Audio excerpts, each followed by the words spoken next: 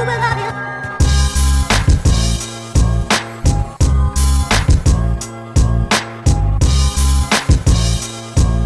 our use of Flipgrid, they know that their voice matters and that everybody has a voice that should be shared. I'm most proud of getting my students to communicate their math thinking, not only with each other in their own classroom, but by breaking down our classroom walls across the 4 sections I teach,